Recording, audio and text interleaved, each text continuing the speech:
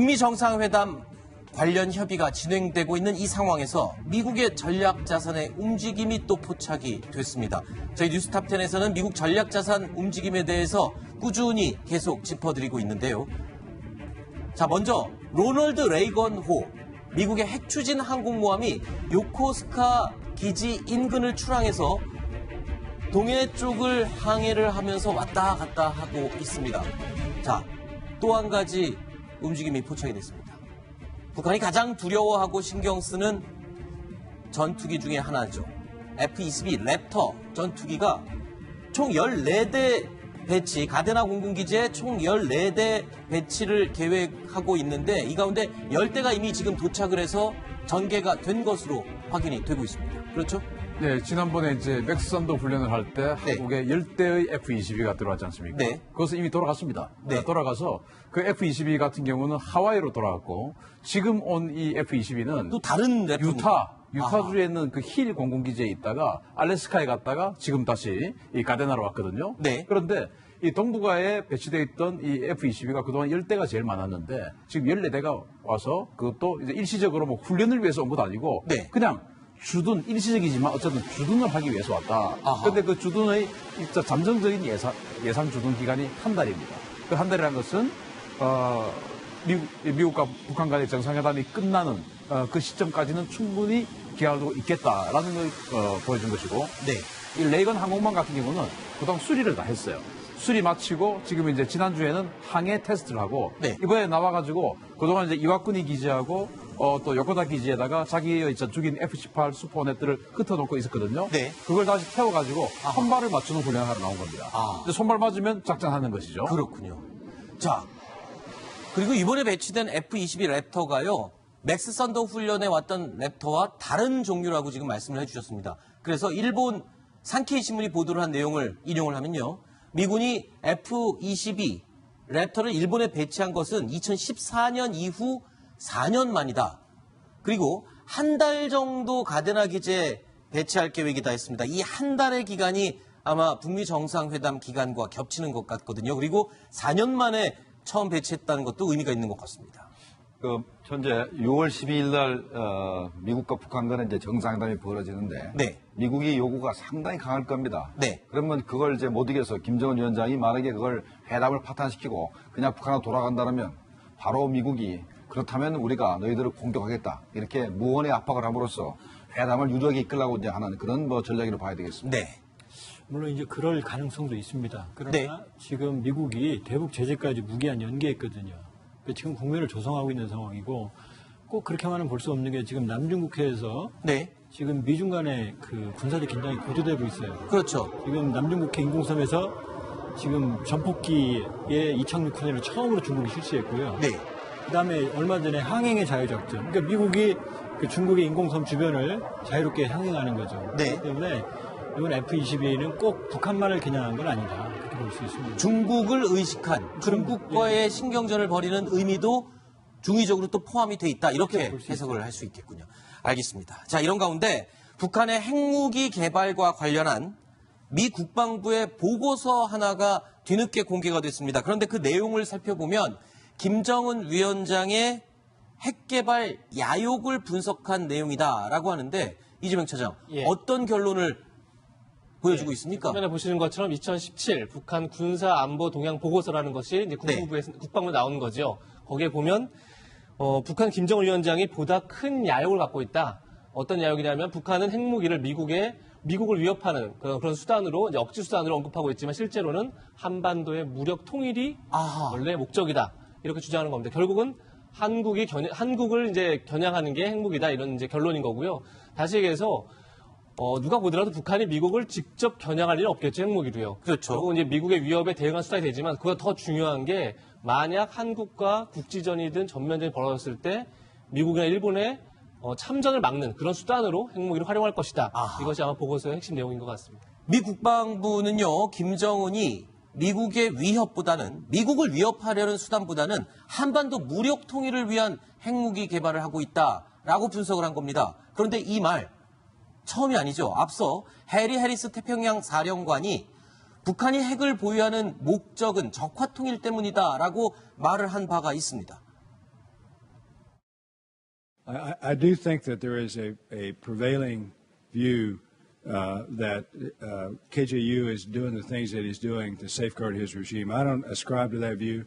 I do think that he is after reunification under a single communist system. I think what we should be doing is what we, in fact, are doing, and that is to increase and maintain the pressure campaign plan run by the State Department to convince Kim Jong-un that his nuclear ambitions are flawed. 자, 해리 해리스 태평양 사령관은 이 주한미 대사로 지금 내정이 돼 있죠. 그래서 지금 그 사령관 자리에서 이임식을 열었는데 떠나는 이임식을 열었는데 이 자리에서도 북한에 대한 경계심을 늦추지 않는 듯한 발언을 했습니다. 그래서 이제 이임사를 하는데 이임사에서 이렇게 얘기를 합니다. 북한은 여전히 우리의 가장 임박한 위협이다. 그러면서 미국에 도달할 수 있는 핵탁제 미사일로 무장한 북한은 용납할 수 없다. 네. 이런 이임사를 하고 이제 곧 주한미 대사로 올 거 아니겠습니까? 그런데 네. 저는 이 말에 대해서 대단히 조금 우려스러운 것이 어떤 부분이죠? 미국에 도달할 수 있는 핵탑재 미사일로 무장한 북한은 용납할 수 없다라는 것은 ICBM만 없으면 된다는 이야기로 또 바꿔서 해석할 수 있습니다. 폼페이오 국무장관이 얼마 전에 했던 말과 굉장히 비슷한 말이잖아요. 그렇죠. 그러면은 만약에 주한미국 대사의 임무를 수행하는 즉 한국을 어떤 염두에 둔 임무를 수행하는 사람이라면 어떻게 해야 되면 우리 동맹국을 핵 공격할 수 있는 능력을 가진 것을 용납할 수 없다. 네. 이렇게 나와야 되는데 미국을 공격할 수 있는 핵탑재 미사일을 지금 이야기를 했단 말입니다. 네. 그래서 저는 이런 부분이 대단히 좀 우려스러운 방향으로 그러고 있지 않느냐. 네. 그렇게 판단하고 있습니다. 저는 그래도 해리 해리스가 우리 주한미국 대사로 오는 것에 대해서 굉장히 긍정적으로 생각을 합니다. 네. 이 양반이 북한에 왜 핵으로 무장했는지 그 전략 자체를 정확히 파악하고 있기 때문에 네. 그러니까 북한이 핵으로 무장한 것은 한반도 공산화가 기본 목적이다. 네. 왜냐하면 한반도 인근에 있는 다른 전력들이 이제 한반도에 상륙을 하면 미국을 공격할 협박을 해서 상륙 못하게 한다는 얘기고 네. 또 하나는 핵으로 계속 위협하면은 미국에 있는 그 주한미군의 부모들이나 형제들이 가족들이 현재 주한미군이 죽을 것 같으니까 철수해라는 여론을 만들 수가 있으니까 네. 어쨌든 간에 핵무장을 한 목적 자체가 결국은 미군도 철수시켜가지고 한반도를 공산화하겠다는 목적이라는 자체를 이 대사가 정확히 알고 있기 때문에 아하. 앞으로 미국의 한반도 정책을 결정하는데 상당히 도움되는 얘기를 많이 할 거로 생각이 됩니다. 네. 자, 이 김정은의 진짜 속마음은 아무도 지금 알 수가 없죠. 이번에 북미 정상회담을 진행하는 김정은 위원장의 태도 그리고 핵 협상의 결과를 봐야 어느 정도 또 짐작을 할 수 있을 것 같습니다.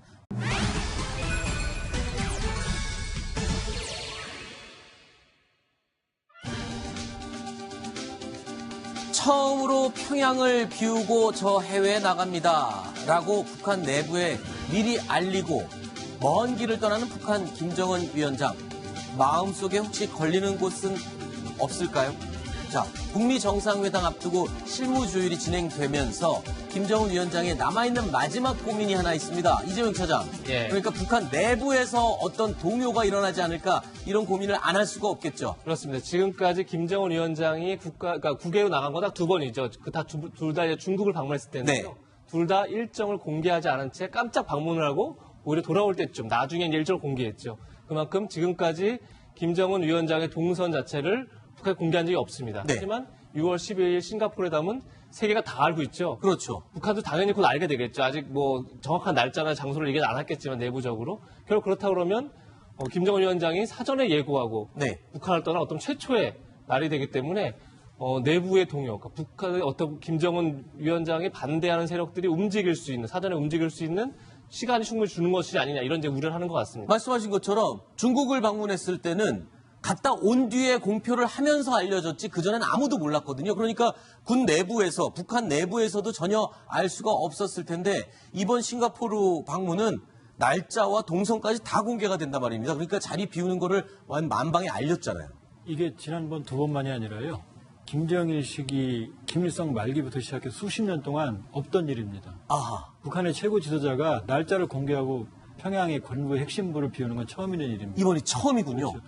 그리고 지금 우리가 관심이 없습니다만 얼마 전에 북한군의 거의 최고 권력자, 실력자라고 할 수 있는 총정치국장이 김정각에서 김수길로 바뀌었어요. 네. 몇 달 만입니다, 임명된 지. 그렇죠. 그다음에 최근에 북한이 강경한 대남 대미 모드를 행하는 와중에 네. 당 중앙 군사회의를 열어서 북한군을 치하했거든요. 네.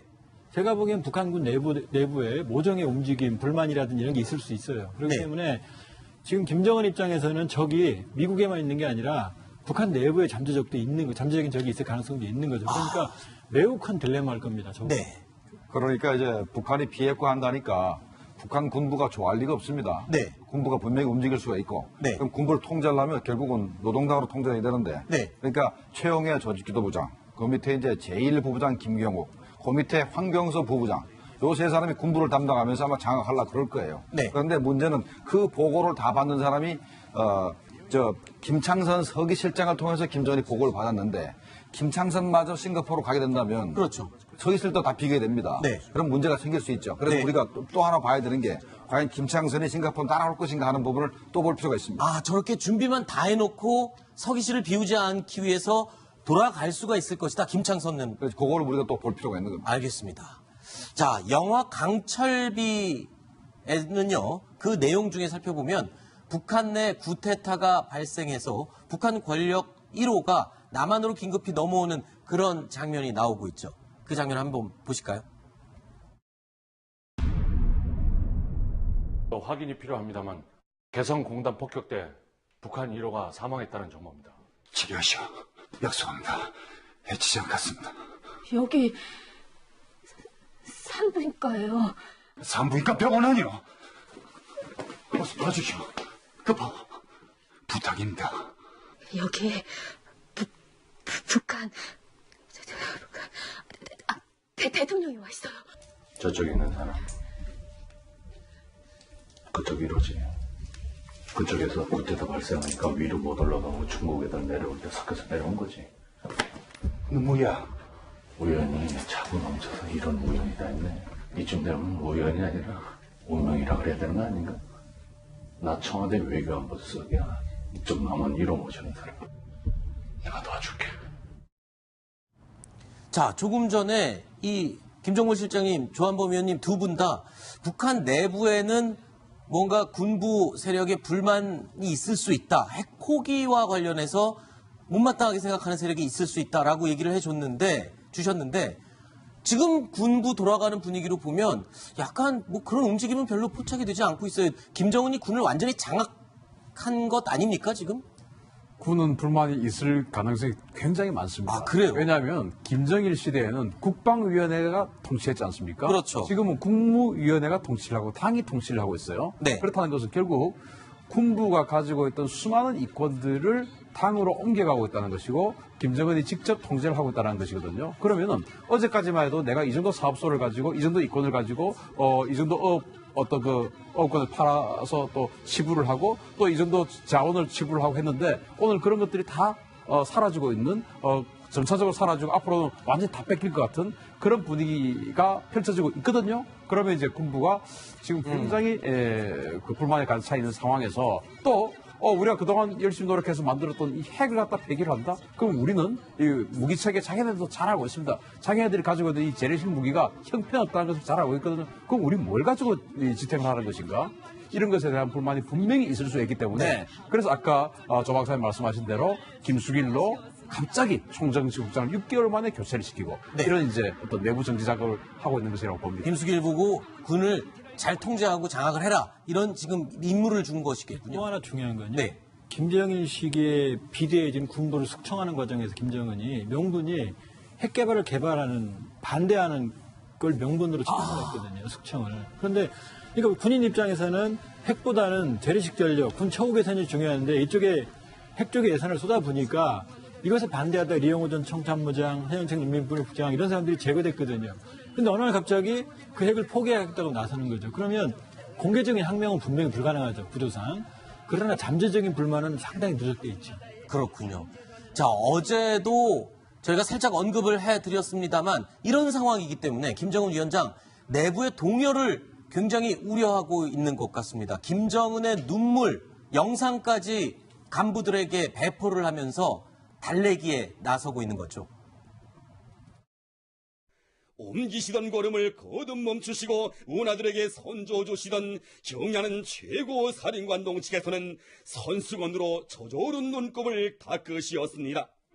경야는 원수님 마련해주신 물고기 대풍을 보여드리고 싶은 절절한 심정을 아뢰이며 수령님과 장군님께 못다한 충정까지 합쳐 원수님의 용도를 더 잘 받들어 나갈 불타는 마음들을 그토록 소중히 새겨 안으시며 눈곱을 뜨겁게 적시신 경야는 원수님. 자, 일단 김정은 위원장 군부를 달래기도 하고 그리고 또 이 군부가 동요하지 않도록 조치도 다 취해놓고 했지만 그래도 마음은 불안할 수밖에 없는 그런 상황이라고 보면 되겠군요. 알겠습니다.